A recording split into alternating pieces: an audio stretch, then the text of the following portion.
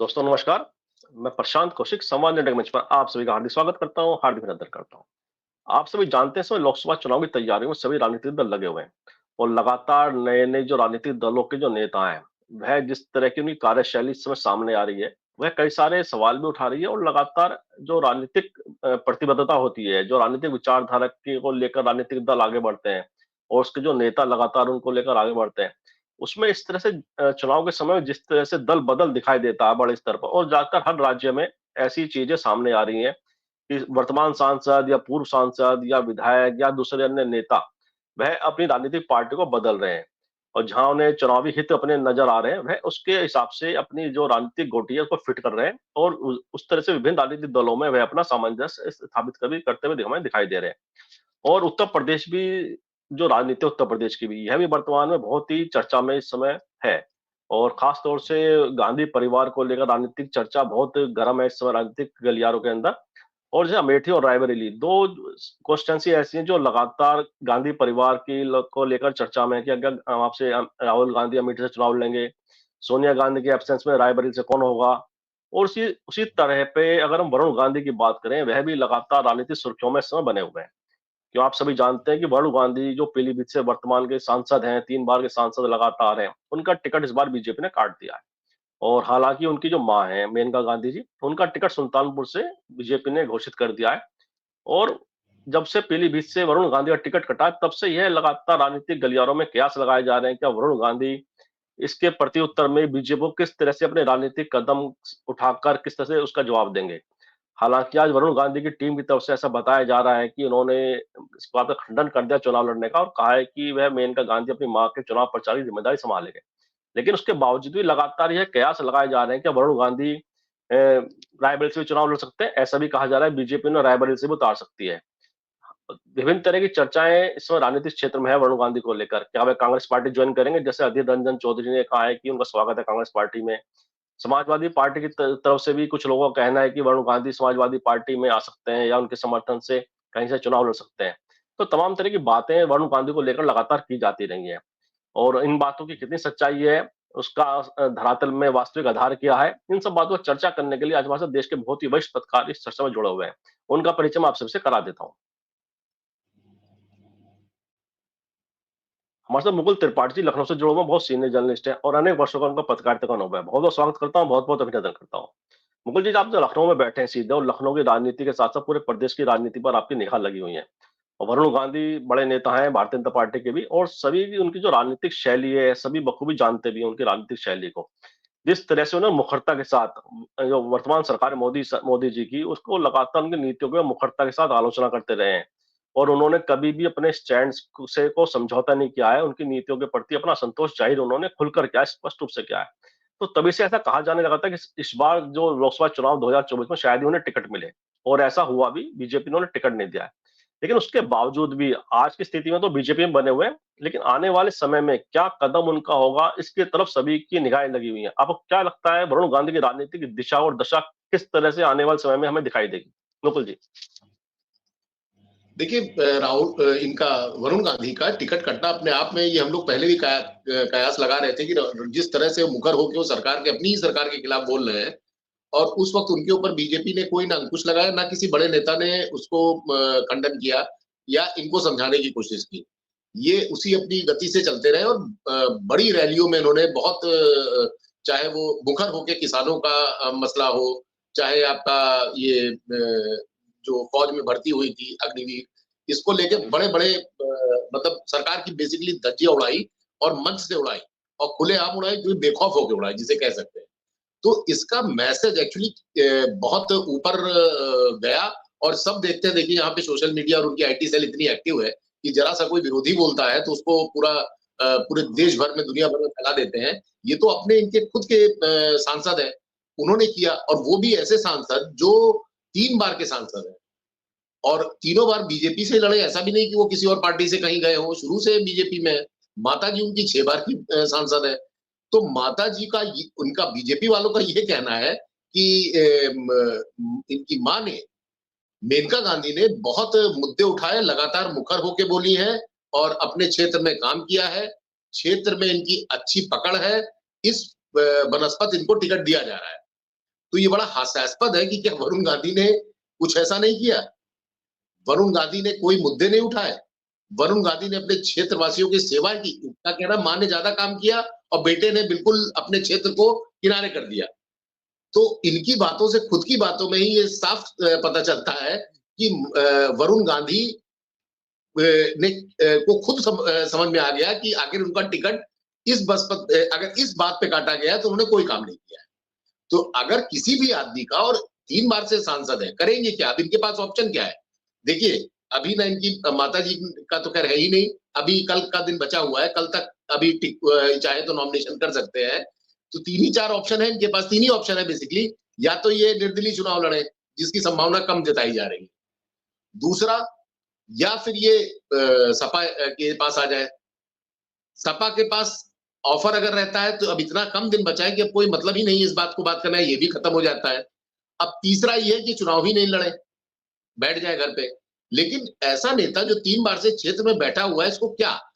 अब क्या ये बीजेपी, जहां तक जो हम लोगों की जानकारी है, बीजेपी का जो शीर्ष नेतृत्व है, ये देख रहा है कि इनका अगला स्टेप क्या होता है, ये जाते कहां है। तो सारी निगाहें इस वक्त शीर्ष नेतृत्व की इन्हीं पे लगी है कि ये कहां जाते हैं। अगर ये कौन सा कदम उठाते हैं, अगर ये विद्रोह कर देते हैं, तो मेनका गांधी फिर क्या करेंगी? मेनका गांधी के पास एक ही ऑप्शन है, या तो टिकट वापस कर दें, और लड़की है अगर तो वही हो जाएगा जैसे सिंधिया परिवार में था, माताजी कहीं पे, सिंधिया कहीं पे। तो उस टाइप की एक नया परिवार यहाँ तैयार होगा, जिसको लेकर अभी शक है। ऐसा मुश्किल है कि ये चुनाव लड़े या इस टाइप से कोई काम करे। एक ये भी है कि बीजेपी ये देखेगी, देखने के बाद चुनाव संपन्न हो जाएंगे, फिर हो सकता है, या चुनाव अभी वेट कर रही है। चूंकि जैसे रायबरेली का आपने जिक्र किया, तो रायबरेली का भी इन्होंने टिकट नहीं घोषित किया है। अभी जब पीलीभीत का सब खत्म हो जाएगा और जब रायबरेली में शुरू होगा, उससे हो सकता है एक दिन पहले भेज दिया जाए कि चलो तुम जाके वहां पे लड़ो। तो विन विन कंडीशन में रहेंगे तब कि चलो ठीक है हम लड़ते हैं। पुरानी खुंदक माता जी की, इनके मेनका और सोनिया गांधी की खुंदक आज की है नहीं।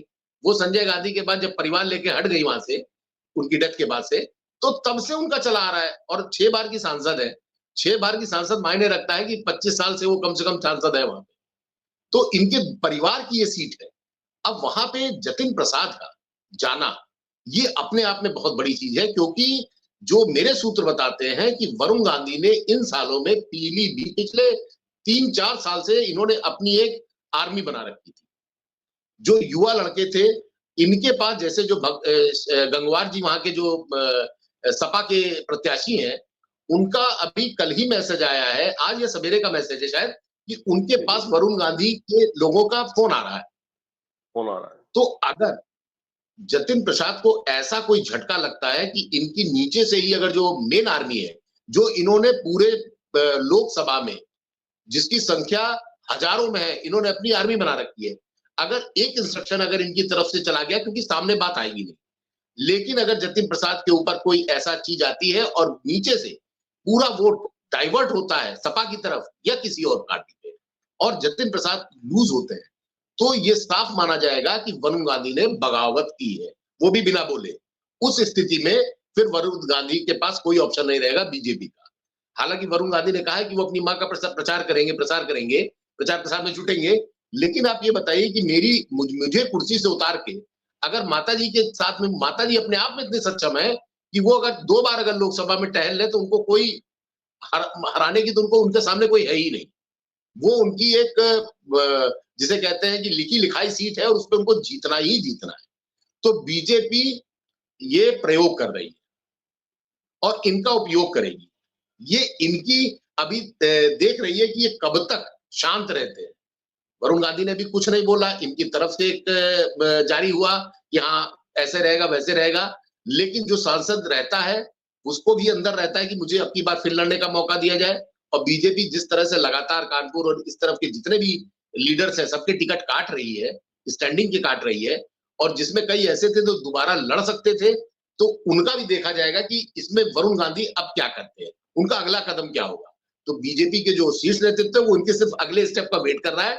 अगर ये शांत रहते तो हो सकता है इनको बड़ा इनाम और बड़ी कुर्सी से लड़ा के फिर इनको हो सकता है फिर आगे भेजा जाए। जी जी, जी, जी। जैसा आपने कहा कि वेट एंड वॉच की स्थिति में बीजेपी भी है कि वरुण गांधी किस तरह से प्रतिक्रिया अपनी व्यक्त करते हैं।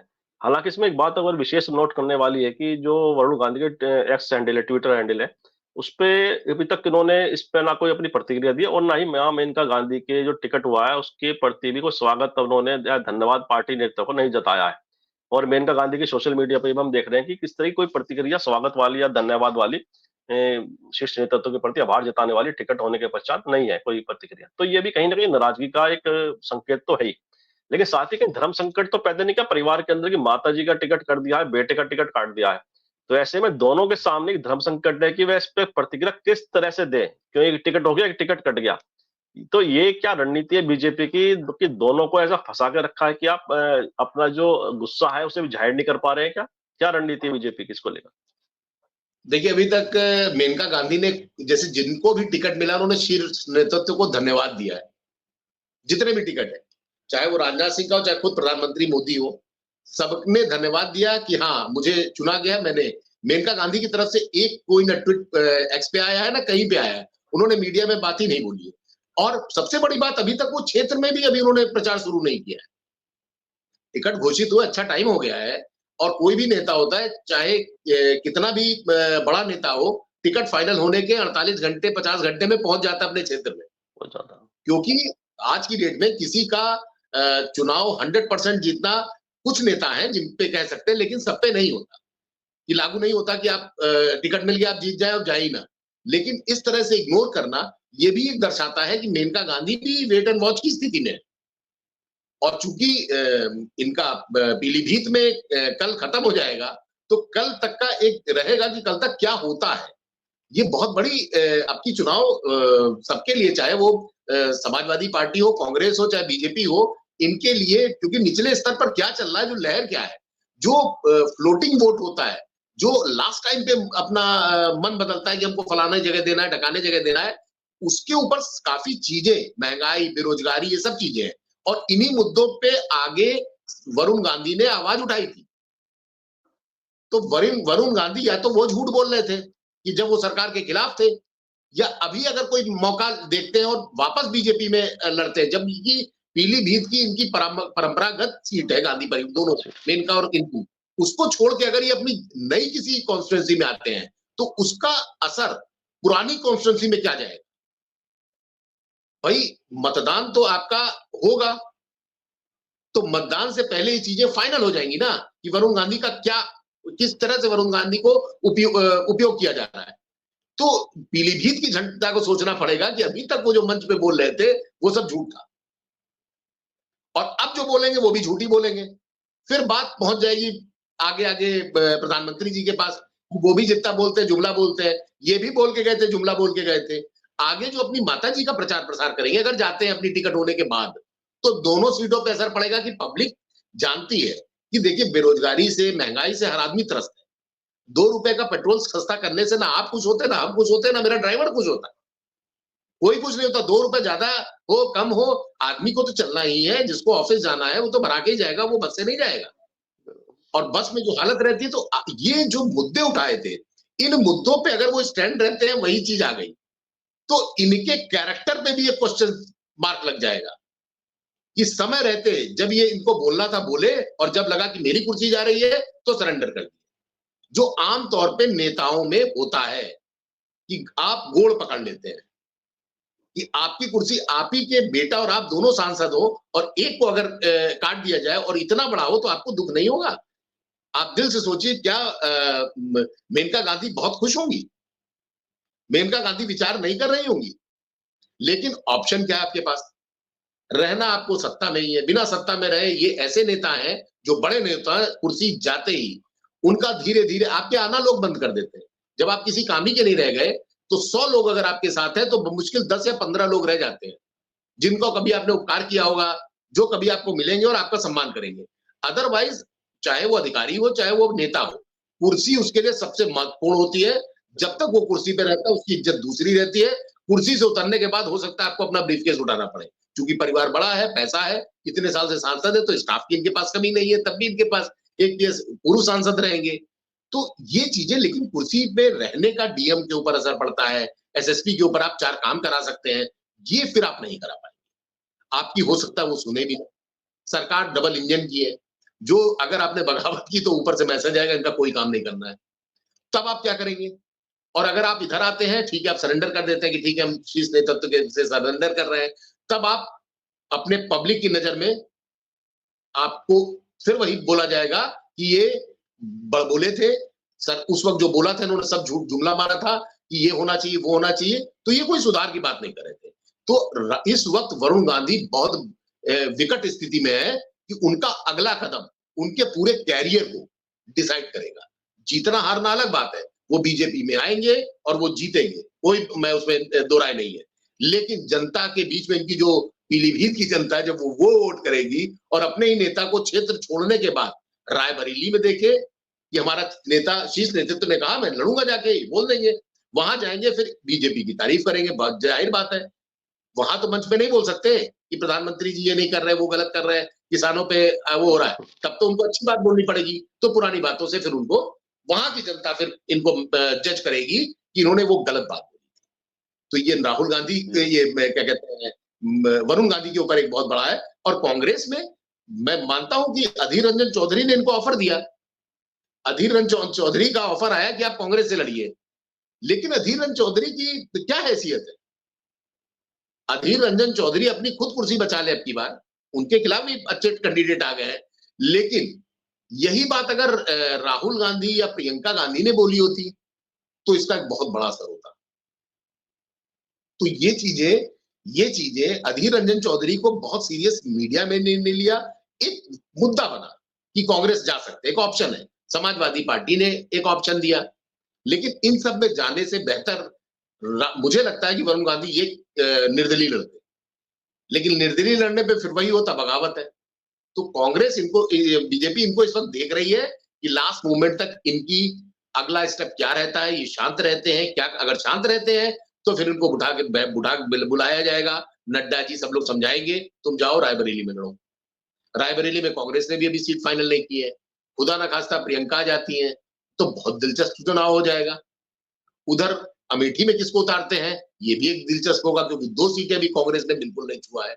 तो ये अभी देखने की बात है। इतना है कि वरुण गांधी इस वक्त एक दोराहे पे खड़े हैं और दोनों रास्तों पे उनके कांटे ही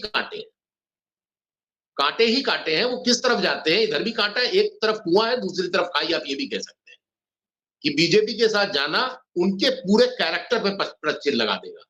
उनकी पूरी जो पुराने विरोधी क्या करेंगे, पुराने ट्वीट और इनके पुराने वीडियो निकालेंगे, वो चलाना शुरू करेंगे, उसका कोई जवाब नहीं रहेगा। जनता भी अब देखिए जागरूक हो चुकी है, जनता को भी लगता है कि आदमी समय के साथ पलटी मारता है। आम आदमी पार्टी के बताइए, एक अकेला सांसद था, वो चला गया, बीजेपी में ज्वाइन कर लिया पंजाब से, एक विधायक ने ज्वाइन कर लिया। तो इस वक्त तो एक वो है कि दुकानें खुली हैं, सामान बिक रहा है, आपको खरीदना आप तुरंत चले जाइए। तो चीजें, और जो नहीं बिक रहा है वो नहीं बिक रहा है, वो भले ही हारे जीते अलग करे।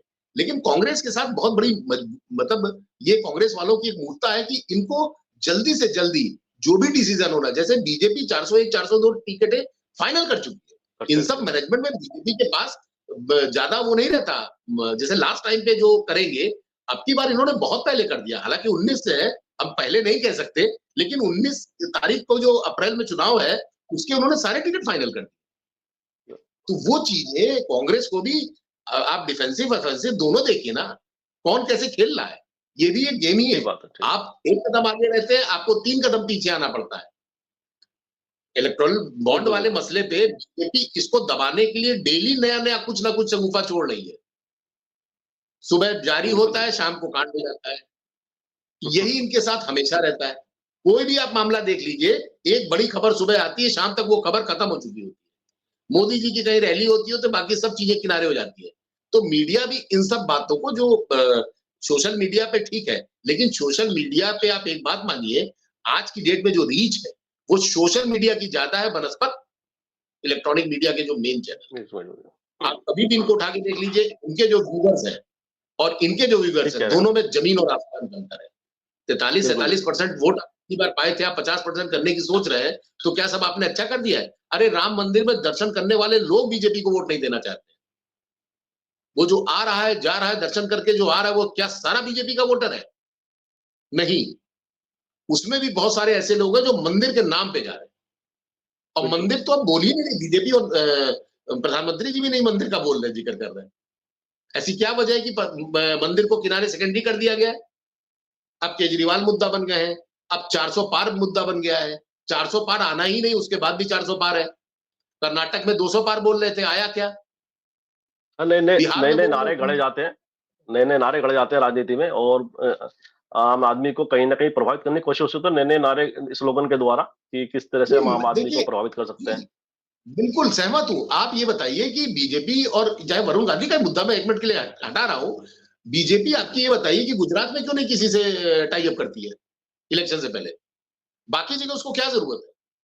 इतना मजबूत दल है, 56 इंच का सीना, एक अकेला सब पे भारी, आप अकेले लड़ लीजिए, सबको हटाइए, किनारे करिए। अकाली दल वैसे भी अब किनारे हो चुका है, अभी उनका कोई वो नहीं। राजनीतिक राजनीतिक स्लोगन और राजनीतिक सच्चाई दोनों में बड़ा अंतर है।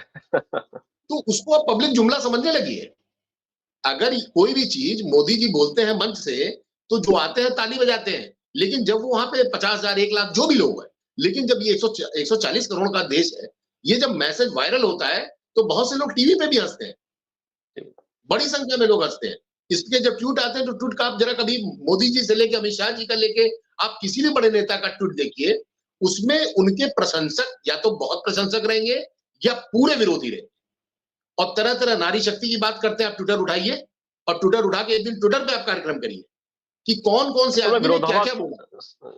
बिल्कुल विरोधाभास इतना है राजनीतिक दलों के अंदर, मतलब राजनीतिक जो भी नेता या दल है, सभी के अंदर इतना विरोधाभास है कि जो वो बोल रहे हैं, उनका जो राजनीतिक विरोधाभास से जुड़े हुए उनका जो ट्वीट है, बयान है, भाषण है, वो एकदम वायरल हो जाता है सोशल मीडिया पे कि आप क्या रहे हैं और आप ये कभी क्या बोला था आपने। तो ये तमाम तरीके से सोशल मीडिया क्योंकि इतना एक्टिव हो चुका है, लोग तुरंत उसके काउंटर में उनका ही स्टेटमेंट सामने ला देते हैं। ये भी बड़ी विडंबना है राजनीतिक दलों के सामने। पुराने ढूंढ के लाते हैं। आज आपने जो बोला, कपिल मिश्रा ने जो बोला, वो पता चला बाद में एक बार मोदी जी का पूरा एकदम बिल्कुल उनको कहां से उनको वो लड़की जा रही थी, लड़की का पूरा उसने बताया।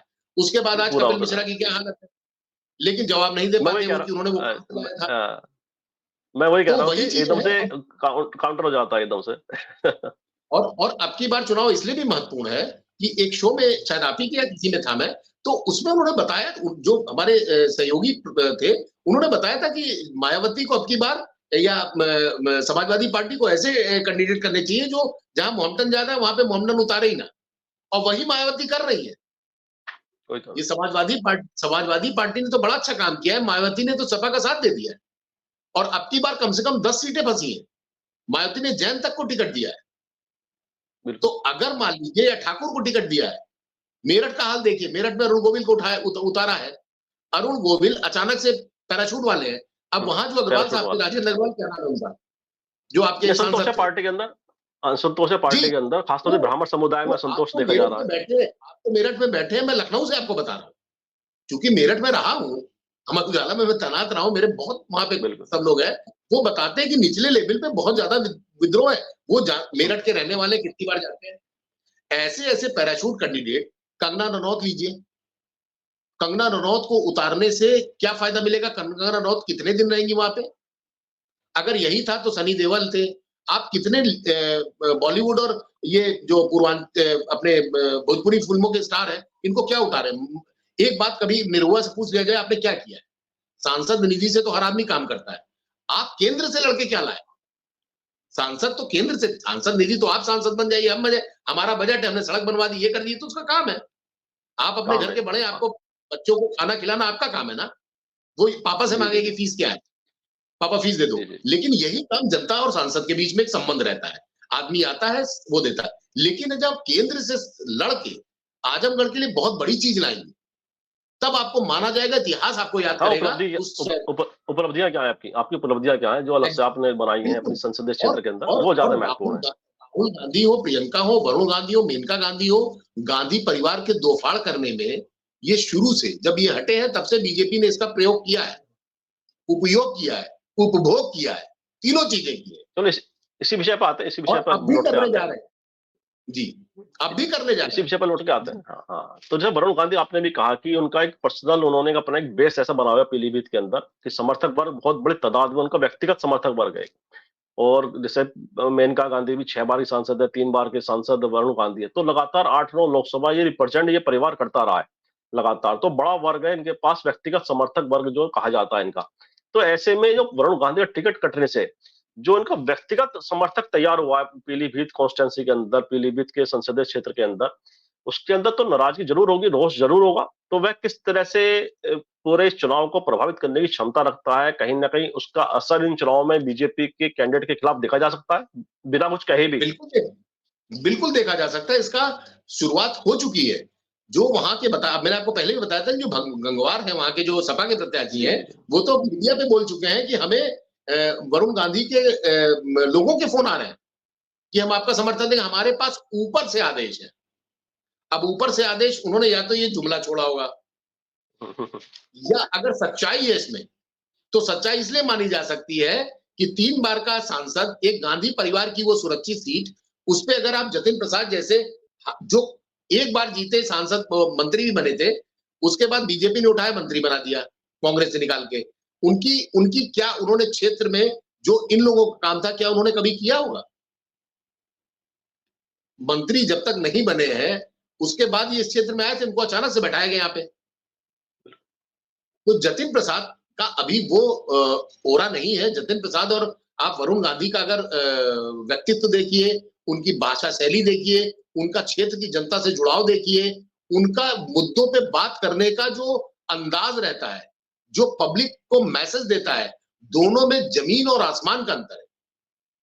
जतिन प्रसाद एक आप उसको कहिए कारपोरेट कल्चर के आदमी है, वो जमीन से जुड़े नहीं है। वरुण गांधी कारपोरेट परिवार नहीं कहिए आप, बहुत बड़े राजनीतिक परिवार के होने के बावजूद जो उनकी भाषा शैली है, जो उनका लोगों से जुड़ाव है, वो लगता है एक आम आदमी की तरह से। उनके शब्द ऐसे रहते हैं। आपने जतिन प्रसाद का कोई आपको भाषण याद नहीं होगा, हमारे किसी व्यूअर को याद नहीं होगा, लेकिन वरुण गांधी के आपके अच्छे खासे भाषण आपको मालूम होगा कि उन्होंने कैसे कैसे सरकार की ही लंका लगाई। इसको लंका ही बोलेंगे कि सरकार में रहते हुए जैसे हनुमान अपनी सरकार की आलोचना की, बिल्कुल, और बहुत तगड़ी कड़ी आलोचना की थी। इसका असर मीडिया में आया था, और मीडिया में तो कम दिखाते थे, सोशल मीडिया में ज्यादा वायरल हुआ था। जो लोगों का मोबाइल है, जिसको मोदी जी कहते हैं, ये कभी कभी टेक्नोलॉजी ही आपको जिताती भी है और टेक्नोलॉजी आपको हरा भी देती है। तो कई मुद्दे ऐसे हैं, जैसे इलेक्ट्रल बॉन्ड पे अब जो चीजें निकल के आ रही है, वो चीजों का जवाब इनके नेताओं के पास है ही नहीं। तो इन चीजों को कांग्रेस उठाएगी। वरुण गांधी इस पे अभी तक कुछ नहीं बोले हैं, लेकिन अगर ये आगे कुछ करते हैं, बोलते हैं, तो क्या इसका असर होगा? लेकिन हालांकि मुझे नहीं लगता कि वरुण गांधी बिना अपनी मां मेनका गांधी के एक बार उनसे विचार विमर्श करके तभी जो वो कहेंगी वही ये करेंगे। उसके अलावा क्योंकि उन्हीं के नाम पे आगे बढ़े हैं, बिल्कुल इनका अपना कोई वजूद नहीं था, परिवार के हैं, तो बिल्कुल बिना सलाह के वो मेनका गांधी के एक कदम नहीं चलेंगे। और मेनका गांधी निश्चित रूप से सोच रही होंगी कि अगला कदम क्या होगा। गांधी परिवार में ये लोग यूज करने के लिए इन दोनों को ये लोग यूज कर रहे हैं, और दोनों को यूज करने में चूंकि मेनका का एक बहुत बड़ा नाम है, और जो उन्होंने पशुओं के लिए काम किया है, हमारी समझ से देश में इतना बड़ा काम इस स्तर पे किसी ने नहीं किया, कोई दूसरा नाम नहीं। और जिस स्तर पे छोटा से लेके बड़े तक के मुद्दों को बहुत मतलब उस पे उठाती है, नेशनल लेवल पे उठाती है और संसद में जाके बोलती है। तो बोलने में तो वरुण गांधी भी बोलते थे, बोलने में तो हाँ ठीक है, वो संसद में नहीं बोलते थे, बाहर बोलते थे, क्योंकि संसद में उनको चुप करा के उनका नंबर ही नहीं आएगा। जिस तरह से विरोधियों का ट्रीटमेंट होता है, वैसे ही वरुण गांधी का होता है। वो जानता था तो इसलिए नहीं बोलता था। आज क्या है, आज वो भाई बाहर तो आप किसी को नहीं रोक सकते ना, बाहर उनको किसी ने रोका भी नहीं और टोका भी नहीं। तो इसका असर हम लोग को पहले भी हम लोग बहस में कह चुके हैं कि वरुण गांधी का टिकट कटेगा, और फाइनली कट गया। तो अब ये है कि इनको आगे देखेंगे कि इनका कितना अभी ये अपने अंदर वो है कि ये कितना चुप रहते हैं, शांत रहते हैं, विद्रोह नहीं करते। बीजेपी इसको चेक कर रही है, चेक करने के बाद इनको बड़ा इनाम दे सकती है। लेकिन बात ये आती है, जैसे अधीर रंजन चौधरी का जो मैंने बयान की बात की, आपने भी कहा कि इतनी गंभीरता से मत लो, लेना ही लेना चाहिए। लेकिन अधीर रंजन चौधरी लोकसभा के पार्टी के नेता रहे, कांग्रेस पार्टी के, और इतने बड़े नेता के द्वारा अगर कोई बयान इस तरह से दिया जाता है, तो उसके पीछे कुछ शीर्ष नेतृत्व का कहीं ना कहीं कुछ सांकेतिक रूप से उनसे कहा गया कि आप एक संकेत राजनीतिक रूप से दीजिए, क्योंकि स्पष्ट रूप से अगर राहुल गांधी या प्रियंका गांधी कहते हैं उसके मायने एकदम अलग हो जाते हैं, और वरुण गांधी उसमें कोई अपना सहमति नहीं दिखाते तो ज्यादा एक संकट था। फिर इतने बड़े शीर्ष नेताओं द्वारा अगर कोई ऐसा कुछ प्रस्ताव दिया जाता, तो कुछ नेताओं के द्वारा इस तरह का प्रपोजल सामने रखा जा रहा है, कुछ संकेतों की भाषा है, कुछ क्या समझते हैं पूरे विषय को लेकर आप? कुछ नहीं, देखिए आजकल किसी के ऊपर कोई, बीजेपी के नेताओं को देख लीजिए आप, समाजवादी पार्टी के ले लीजिए, कांग्रेस के ले लीजिए, अजय राय ने क्या बोला था, राहुल गांधी लड़ेंगे अमेठी से, आज तक क्या हुआ?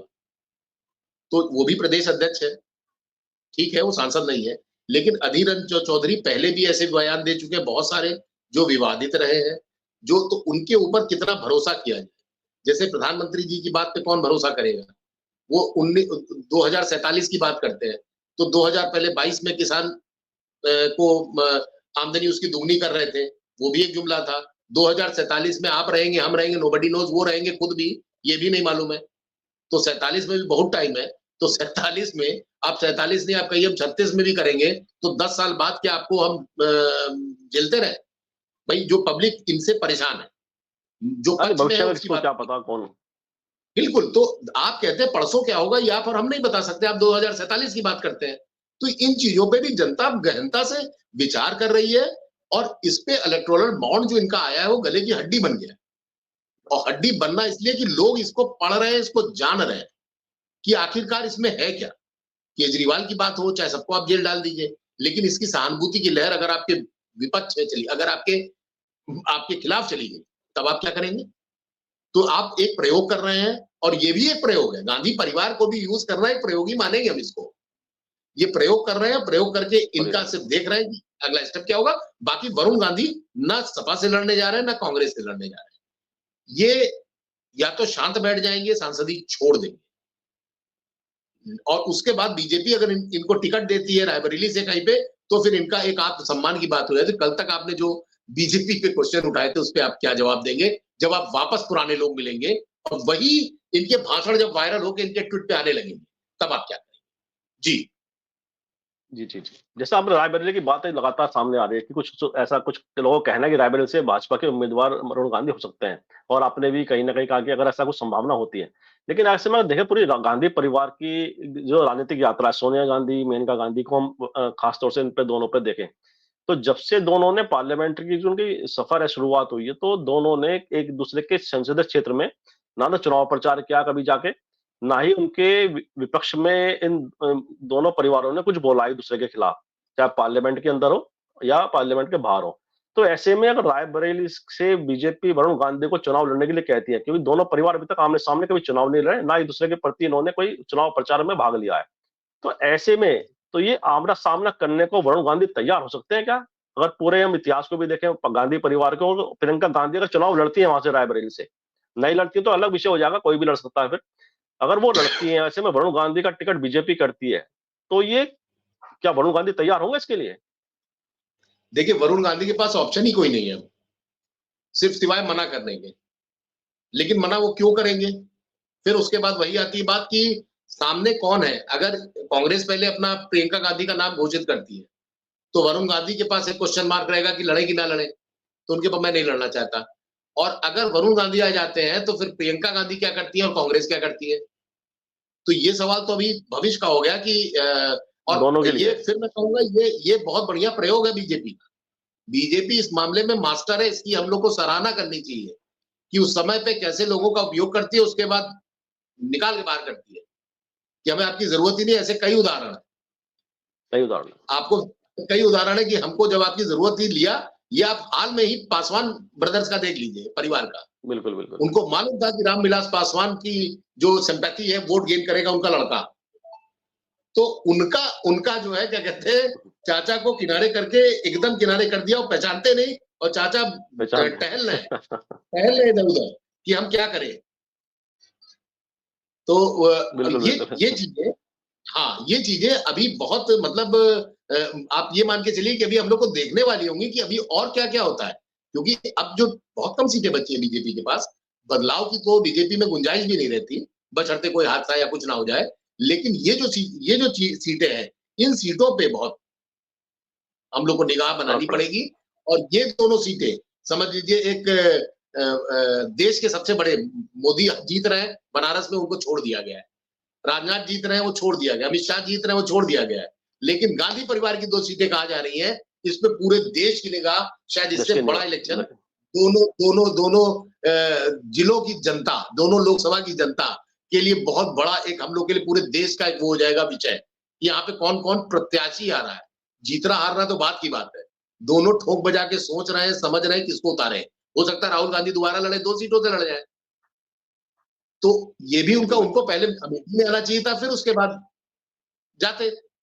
लेकिन पहले उन्होंने अपना वायनाड चुना, उसके बाद यहाँ अगर आते हैं तो, या फिर यहाँ की क्या पोजीशन है, किसको आप डिसाइड कर रहे हैं। तो ये चीजें देखिए समय की चीजें हैं, और बीजेपी इसको बहुत अच्छी तरह से खेल रही है, गेंद उसके पाले में है। और इनका जो, जिसे कहते हैं, मैं चाणक्य तो नहीं मानता अमित शाह को, इसलिए कि कई जगह हारते भी है, तब चाणक्यगिरी कहीं नहीं रह जाती, तब इनको कोई नहीं कहता, तब ये पूरा ना कोई इस्तीफा देता है इनके यहाँ, ना कोई कुछ करता है। लेकिन यहाँ पे ये लोग पूरा एक एक कदम को सोच समझ कर जिस प्रत्याशी को उतारेंगे, विश्वास मानिए अच्छा प्रत्याशी रहेगा। स्मृति ईरानी से पहले भी बीजेपी अपना कैंडिडेट देती थी, कभी किसी महिला को देती थी, कभी किसी एडवोकेट को देती थी, तो वो सब हारते रहते थे। लेकिन एक जो ये बदलाव आया है, इस बदलाव को एक और प्रयोग रायबरेली में, अमेठी के बाद अब रायबरेली, ये इनके लिए एक प्रयोग की मशीन हो गई है। और इस बीच में भी यहाँ पे संगठन भी मजबूत हुआ है रायबरेली में, और चूंकि बगल के जिले से अमेठी से स्मृति ईरानी है, तो उसका भी कुछ असर पड़ा है। तो अब वो नहीं रहा कि गांधी परिवार की सीट एकदम सुरक्षित है, तो इसलिए गांधी परिवार भी हिचक रहा होगा। और हिचकने में आदमी सोचता है कि अपने कैरियर पे हम धब्बा क्यों लगाए, हम क्यों जाए वहां पे, हमको सुरक्षित। राहुल गांधी क्यों गए वायनाड, वो जान रहे थे कि यहाँ पे उनको इंटरनल इंफॉर्मेशन थी, अगर वो रुकते तो शायद, लेकिन उनको पूरे देश में टहलना था, वो वहां समय नहीं दे पाए, वजह से वो अपनी सीट लूज कर गए। बहुत बड़ा 50,000 का मायने रखता है वोट, 10-5,000 में तो समझ में आता है कि हाँ कम है, 50,000 का मतलब है कि हाँ जनता आपके खिलाफ थी। लेकिन अब की बार जो हम लोग को सुनाई पड़ रहा है, अगर कोई अच्छा कैंडिडेट राहुल गांधी या प्रियंका गांधी आते तो स्मृति ईरानी के लिए बहुत टफ हो जाएगा ये अमेठी। रायबरेली में भी जो संगठन ने काम किया बीजेपी के, अच्छा काम किया है, मैं तारीफ करूंगा। और इस पे राहुल गांधी और सोनिया गांधी वापस पलट के नहीं आए रायबरेली में, उससे भी एक जनता के पास कि आप जीत के चले जाते हैं, दिल्ली में रहते हैं, स्वास्थ्य खराब है, सब कुछ है, अब आप राज्यसभा चली गई, लेकिन क्षेत्र की जनता के लिए भी तो होना चाहिए जो राजीव गांधी करते थे, ट्रेनें चलवाते थे, सब कुछ करते थे, उस टाइप से एक अलग माहौल होता है। और जनता जुड़ती है तो जनता जाती है, आपसे मिलती है। अब तो मिलने का कोई मतलब ही नहीं है, हम आप नहीं मिल सकते तो आम आदमी वहां का पान वाला और वहां का किसान कैसे मिल लेगा। तो ये दूरियां भी काफी एक समय के बाद नेता को धीरे धीरे उसका ग्राफ गिराती है। जो आज की डेट में राहुल गांधी कर रहे हैं, जनता से मिल रहे हैं, तो हाथ पकड़ना राहुल गांधी जैसे नेता का, तो जीवन भर कहेगा मैंने राहुल गांधी का हाथ पकड़ा था, राहुल गांधी ने मुझसे बात की थी। तो ये मैसेज जाता है, जो अब कोई पप्पू नहीं कहता, आप राहुल गांधी को कहीं कोई पप्पू नहीं कह रहा है, वरुण गांधी भी अगर है तो डायरेक्ट हमला जैसे आपने कहा नहीं कर रहे। लेकिन अब बीजेपी लड़वाने के मूड में है कि तुमने मेरे खिलाफ बोला था वरुण गांधी, अब आओ तुम, आओ, तुमने हमसे खेला, अब मैं तुमसे खेलूंगा। तो ये शीर्ष नेतृत्व तो तय कर चुका है, विश्वास मानिए। मुझे जहां तक लगता है 60% इनको रायबरेली से ही लड़ाने का, एक अच्छी प्रमुख वीआईपी सीट जिसका हल्ला पूरा हो, लेकिन फिर इनसे कहा जाएगा कि भविष्य में आप नहीं बोले, और ये सरेंडर कर जाएंगे। उसका खामियाजा हो सकता है पीलीभीत में भुगतना पड़े कि जो उन्होंने अपनी जी जी। लेकिन मुकुल जी एक बात निकल के आती है, गांधी परिवार की अगर बात करें, चाहे सोनिया गांधी फैमिली हो या मेनका गांधी फैमिली हो, क्योंकि जिस परिवार की ये विरासत को दोनों परिवार चला रहे हैं, विरासत एक ही है दोनों के पास। वो ठीक बात है कि भाई कांग्रेस की जो नेतृत्व है सोनिया गांधी के पास रहा है या उनके परिवार के पास रहा है, लेकिन दोनों ही परिवार उसी विरासत को आगे बढ़ाने अपनी राजनीतिक, अपनी जो कार्यशैली से अलग अलग दिशाओं में। तो ऐसे में क्या दबाव की राजनीति मेनका गांधी वरुण गांधी पर काम करेगी? क्योंकि इनका इंडिपेंडेंट एक अपनी आवाज रही है, इंडिपेंडेंट तरीके से उन्होंने राजनीति की है, निर्दलीय चुनाव जीती है मेनका गांधी वहां से 2 बार, जनता पार्टी की जनता दल के टिकट पर चुनाव जीते, ऐसे नहीं कि बीजेपी के टिकट पर चुनाव जीते हैं वो। तो उनकी इंडिपेंडेंट में छवि है, इंडिपेंडेंट उनका अपना आधार, एक स्वतंत्र आधार है, वहां पर समर्थक बढ़ गया। तो ऐसे में क्या दबाव की राजनीति, तो ये एक्सेप्ट कर सकते हैं क्या ये मेनका गांधी और वरुण गांधी दबाव में आ सकते हैं क्या बीजेपी के? आप ये बताइए, ये क्वेश्चन तो हम इसका जवाब बाद में देंगे। आप शीर्ष नेतृत्व में खुद बैठे हैं, प्रशांत कौशिक, और मैं हूं वरुण गांधी, मैं आपके खिलाफ सरकार के बोल रहा हूं, तो आप मुझसे कैसे खेलेंगे? आपने सब कुछ कर लिया, हम आपका मूव देखेंगे, अब आप क्या करेंगे इसके आगे? अब बिल्कुल, मैं जो डिसाइड बिल्कुल। करूँगा वो तुमको करना है। मैंने टिकट वहाँ से काट के जतिन को दे दिया, आपने कर दिया। मेरे ऊपर अब है कि मैं क्या करूँ? तो आप क्या मुझे करूँ? जज कर रहे हैं कि मेरा मेरा क्या स्टेप है और मैं आपको कैसे यूज़ करूँगा ये आप डिसाइड करेंगे। मुझको आप मैं वरुण गांधी हूँ, मुझको आप कैसे यूज़ कर रहे हैं और मैं क्या करूँगा? क्या मैं आपकी बात मानूँगा? क्या मैं रायबरेली जाऊँगा? क्या मैं लड़ूँगा? ये मेरा है ना, आप तो टिकट देके भेज मेरा। देंगे। उसके बाद यही बीजेपी चेक करना चाह रही है। मैं कई बार बोल चुका हूँ बीजेपी गेम खेल रही है। जो इन्होंने जितनी बेइज्जती की थी अ, सरकार की जितनी फजीहत की है, जितना उन्होंने क्वेश्चन मार्क उठाया है, वही सब पलट के बीजेपी अब दे रही है। माँ को टिकट पहले दे दिया, वो बड़ी नेता थी, शीर्ष नेता थी और उनका एक नाम है। वरुण गांधी 3 बार के सांसद हैं, ये भी अब वरिष्ठों में गिने जाएँगे, लेकिन बिल्कुल, चूँकि इन्होंने इतना ज़्यादा क्या कहते हैं बीजेपी के लिए सरदर्द पैदा किया है, कि अब वो सरदर्द पलट के इनके ऊपर आ गया है। इनके गले में अब डाल इससे सकते ये कैसे निपटते हैं, ये जनता तय करेगी और ये वहाँ के ये खुद भी तय करेंगे कि इनको लड़ना हैं। भी है, बिल्कुल, हो सकता है मना कर दें कि हम नहीं लड़ेंगे चुनाव। अगर आपकी बात माने कि दोनों परिवारों के बीच में एक ऐसी कभी नौबत नहीं आई और इस बार आती है कि नहीं आती है, तो हो सकता है मना कर दें। कुछ भी कारण ले सकते हैं, स्वास्थ्य का कारण ले सकते हैं, अभी यंग है, स्वास्थ्य का कारण ले सकते हैं, कुछ भी ले सकते हैं कि हम कुछ नहीं भी ले लड़ने सकते के हैं। इच्छुक हैं। तो अब ये उस उम्र में तो है नहीं कि राज्यपाल बना के भेज दिए जाएँ और राज्यपाल बना के भेजे भी जाए इस उम्र में तो मान लीजिए कल की डेट में सत्यपाल मलिक बन जाए। तो ये भी एक खतरा रहता है ना कि किसको आप ले रहे हैं। तो इसीलिए बीजेपी बिल्कुल, इनसे दूरी बनाए हुए है, लेकिन उतनी दूरी भी नहीं है कि इसे जंग की स्थिति करे। तो वरुण गांधी के अब इस वक़्त बॉल बीजेपी के पास है। वो जैसी गुगली फेंकेगी बोल्ड हो जाएँगे और हल्की फेंकेगी ये चौका मार के सांसद बन जाएँगे। लेकिन फिर उसमें एक पश्चिम आ जाएगा। तो वरुण गांधी का इस वक़्त बहुत सब है, ठीक नहीं चल रहा है क्योंकि अब ये बिल्कुल, विक्टिम अब इसको कैसे उनको सजा देती है कि उनको मजा देती है, दोनों चीज़ें हैं और इनके लिए मजा में दोनों चीज़ें गड़बड़ है। तो राहुल इनका वरुण गांधी का इस वक़्त आसान नहीं है निर्णय लेना और जो भी निर्णय लेंगे माँ-बेटे दोनों साथ मिलेंगे। अगर छोड़ना होगा दोनों हो सकता है हट जाएँ, निर्दलीय लड़ें, जो संभावना कम है वो तो फाइनल कर ही चुकी है। चूँकि अभी तक क्षेत्र में नहीं गई है, इसलिए हम लोग के बीच में जो लखनऊ की इसलिए मीडिया है वो सवाल है ये, ये सोच रही है कि अभी तक जब नहीं गई है, तो यानी कि वो लोग कुछ तो सोच रहे होंगे। सोच रहे हैं। उन्होंने उन्होंने केंद्रीय नेतृत्व को अपनी सीट के लिए बधाई तक नहीं दी है। तो जब नहीं दी है तो यानी ये लोग अभी मंत्रालय कर और गायब है सब, वरुण गांधी गायब है।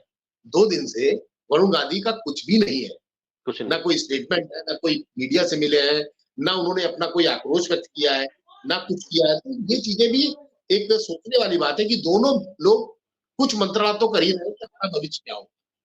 हो सकता है दोनों बिल्कुल, लड़े निर्दलीय, हो सकता है ना लड़े, हो सकता है मेनका गांधी लड़ जाए जो ऑप्शन सारे दे रखे हैं। तो इन चीज़ों बिल्कुल। पे तो समय एक बताएगा। हम आपकी तो ये चीज़ है कि क्या-क्या इनके पास ऑप्शंस हैं और सारे ऑप्शन वरुण गांधी के खिलाफ। पीलीभीत हाँ, से टिकट ना मिले, सब निश्चित खिलाफ रूप है। से एक बड़ा लड़ने संकट तो जाते है हैं ये तो राजनीतिक उनमें संकट। बिल्कुल, बहुत बुरा राजनीतिक संकट से इस वक़्त जूझ रहे हैं वरुण गांधी। जी। बिल्कुल, बिल्कुल। मुश्किल हालात है कि किस तरह से फैसला लेंगे ये उनके भविष्य की राजनीति पर भी निर्भर करता है और कार्यक्रम के अंत में आते हैं। जैसे आपने राहुल गांधी, प्रियंका गांधी की बात की। अमेठी और रायबरेली का जिक्र किए बिना कोई भी चर्चा इस समय पूरी नहीं होती है राजनीतिक अगर विश्लेषण की बात करें। क्योंकि अमेठी, रायबरेली ऐसे क्षेत्र हैं जो कांग्रेस पार्टी लगातार जीतती रही है। हालाँकि 2019 के चुनाव कांग्रेस नहीं जीती, वहाँ पर सफल नहीं हो पाई। उसके बावजूद भी उम्मीदें ये हैं कि अमेठी से राहुल गांधी और प्रियंका गांधी रायबरेली से चुनाव लड़ें। खासकर कांग्रेस के समर्थक वर्ग जो है उनकी ये बड़ी इच्छा है इस समय। तो ऐसे में दोनों आते हैं तो उसके क्या राजनीतिक निहितार्थ हैं और दोनों अगर यहाँ पे अमेठी रायबरेली से इस बार गांधी परिवार कोई सदस्य चुनाव नहीं लड़ता है तो उसके राजनीतिक मायने आप किस तरह से देखते हैं? क्या कांग्रेस गांधी परिवार के बिना उत्तर प्रदेश में कांग्रेस को पुनर्जीवित करना आसान होगा? बिल्कुल, मैं आपके सबसे आखिरी क्वेश्चन की राहुल गांधी ने बहुत गलत कदम उठाया। इनको जो स्मृति ईरानी ने चैलेंज दिया था, उसको इन्हों फिर डंके की चोट पे इनको लेना चाहिए था। उससे कांग्रेस के जो अभी जो इनके समर्थक हैं, उसमें एक नई ऊर्जा आ जाती। इनका ना बोलना बहुत मतलब आपके प्रदेश अध्यक्ष बोल रहे हैं, उनकी कोई वैल्यू नहीं है। प्रदेश अध्यक्ष जब आपका बड़ा नेता आएगा और आके बैठते, यात्रा में आप आए, यात्रा में आके बगल से निकल गए। घुसे आप अंदर, आपने सब कुछ किया, लेकिन आपको आना चाहिए। अभी जो आप रैली कर रहे हैं, रैली के बाद इस बीच में आप दिल्ली जा रहे हैं, सब कुछ जा रहे हैं, आप 2 बार अमेठी आते। लोगों से मिलते, एक रोड शो कर लेते एक दिन के लिए। तो इससे बहुत बड़ा मैसेज जाता और एक बार को स्मृति ईरानी की कुर्सी भी हिली हुई तो है ही, मैं मानता हूँ कि अगर वास्तव में आते हैं तो हो सकता है वारनार और यहाँ दोनों से जीत जाए, मगर फिर इनको मेहनत करनी पड़ी होगी। अब वो जमाना गया कि नेता ना जाए, वो अटल बिहारी वाजपेयी, नरेंद्र मोदी, राजनाथ सिंह, जो बीजेपी की एकदम कोर सीटें हैं जहां से कोई आप किसी को भी उतार दीजिए वो जीत जाएगा एक्स वाई जेड को। तो जो बीजेपी का वोटर है उन सीटों को छोड़ के अब आज की डेट में इतना सोशल मीडिया स्ट्रांग हो गया है, आईटी सेल बीजेपी की इतनी स्ट्रांग है, पैसा है, पावर है, उसके आगे ना कांग्रेस के पास पैसा है, ना उतनी आर्मी है सोशल मीडिया की। तो उसपे कोई भी सीट ये कंफर्म नहीं बता सकते दोनों में से कि हम जीतेंगे। बिल्कुल। तो बहुत पब्लिक, हर आदमी के पास मोबाइल है, हर आदमी रिपोर्टर है। हम लोग के पास ठीक है 20-20, 25 साल का अखबारों में, बड़े अखबारों में काम करने का अनुभव है, लेकिन आज की डेट में 16 साल का लड़का अगर निकलता है तो पत्रकारी बन जाता है सीधे। बन वो जाता कोई है। घूस लेते अगर कोई सिपाही की फोटो खींच लेता है तो वायरल करके सीधे डीजीपी को टैग करता है। ठीक बात, तो वो ठीक भी बात एक है, ठीक बात। पत्रकारिता का हिस्सा है कि आपके अंदर बिल्कुल, एक बिल्कुल। चीज आई, जानने की इच्छा हुई और कुछ कार्रवाई करवाने की इच्छा हुई। तो इसे मैं बुरा नहीं मानता, लेकिन कई जगहों पे ये बुरा भी हो जाता है। वो राजनीतिक दलों की कि आपकी सुप्तावस्था, आपके नेताओं का ज्यादा ना बोलना, आपका क्षेत्र में ना आना, जनता से जुड़ाव ना होना, ये अब नहीं चलेगा। या तो आप राजनाथ सिंह बन जाइए या ऐसी सीट पकड़ लीजिए जो बीजेपी की या कांग्रेस की हो, जिस भी पार्टी की हो, या फिर आप इतना बड़ा नाम हो कि आपका नाम ही काफी है, लोग जानते हैं कि आदमी जीतेगा। यहाँ कोई भी लड़ जाए, लखनऊ में भी जो आपकी सपा का कैंडिडेट है वो भी अच्छा कैंडिडेट है, रविदास मल्होत्रा को टिकट दिया है, वो जीता हुआ कैंडिडेट है, विधायक है, उसको उतारना ठीक है, हाइट में नहीं रहेगा, लेकिन नाम तो है। वो जनता नाम तो के, है। चाहे रिक्शे वाले हो, चाहे ठेले वाले, उन सबके लिए खड़ा रहता था। अब वो तैयारी शुरू कर दी उसने। तो राजनाथ सिंह जी को भी आना पड़ेगा, 4 बार 6 बार तो आना ही पड़ेगा। लेकिन आप लोग तो सही एक बार बात। आते भी नहीं है। तो ये चीजें गांधी परिवार के लिए बहुत बड़ा क्वेश्चन मार्क है। और ये जब तक अब वो गया कि आप बैठे हैं और जीत गए, मैं पहले बता चुका हूँ। अब आपको जाना पड़ेगा सोशल मीडिया से, लोगों से, आपको जो इनकी जानकारी होती है, ये तक भी नेताओं के पास नहीं पहुंच पाती। तो आपकी टीम वर्क जो है, आपके अगल-बगल के जो लोग हैं, या तो उनको आप समझ आइए, अपने क्षेत्र के लोगों से डायरेक्ट बात करिए। तो आप यात्रा कर रहे हैं, बहुत अच्छी बात है, आपने देश को जान लिया। 24 का चुनाव बड़ा देश के लिए एक बदलाव वाला है, जैसे महत्वपूर्ण लोगों चुनाव का है, कहना है, महत्वपूर्ण उस चुनाव पार है। या उस पार। अगर उस पार हो गया तो क्या होगा और इस पार हुआ तो क्या होगा? क्या आज तो होगा? पब्लिक इसी में, ठीक बात वो है। कह रहे हैं हम 400 पार है, 400 पार है। 400 पार कैसे हो जा रहे हैं, ये खुद नहीं बता पा रहे हैं। 400 पार कैसे बिल्कुल, हो पा रहे बिल्कुल। हैं? तो ये एक टारगेट है। और बाद में शाह जी ने बोल भी दिया, अमित शाह ने, कि ये टारगेट तो हमने अपने क्या कहते हैं, कार्यकर्ताओं के बूस्टअप के लिए बोला है। तो यानी बिल्कुल, आप खुद बिल्कुल। मुतमईन मैं नहीं, आपने बूस्टअप बना दिया कि हाँ भाई सेल्स मैनेजर है, उसने कहा आपकी बात 25 लाख की सेल करनी है। और उसका वास्तव मालूम है 5 लाख से ज्यादा नहीं कर पाए। लेकिन 25 लाख बना दिए तो आप कम से कम 6-7 लाख, 8 लाख, 10 लाख तो पहुंच जाएंगे। तो कंपनी तो विन ठीक विन बात है। पोजीशन में है। यही हाल बीजेपी का। तो मेन बात वही है भाई कि पार्टी है, सारी राजनीतिक पार्टी है। जी, जी। जी। जी, जी। जैसे मैंने कहा कि भई जो स्लोगन होते हैं और राजनीतिक जो सच्चाई होती है ज़मीन की वो अलग होती है। राजनीतिक स्लोगन अलग दिए जाते हैं और बात है कि 400-500 का जो भी कुछ भी आंकड़ा दे दे 370 का बात है जिसने 272 पा लिया, वही देश की सत्ता को सँभालेगा। तो इसमें 370 400 का कोई मायने नहीं, बात है कि 272 का आंकड़ा कौन छूता है।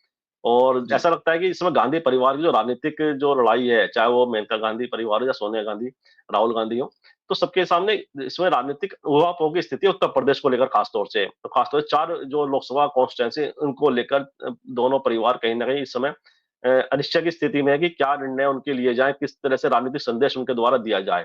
और उनका समर्थक वर्ग इस इंतजार में बैठा है कि कब वह इन चारों सीटों को लेकर स्थिति क्लियर हो कि मेनका गांधी, वरुण गांधी अपनी जो पोजीशन है वह कैसे स्पष्ट करें और इसी प्रकार राहुल गांधी, प्रियंका गांधी की चुनाव लड़ने की वह भी क्लियर हो। तो उनके जो समर्थक वर्ग है वह इंतजार में बैठा है और लगातार इस प्रतीक्षा में है कि जितना जल्दी हो सके इसके जो निर्णय है वह सामने आ जाए।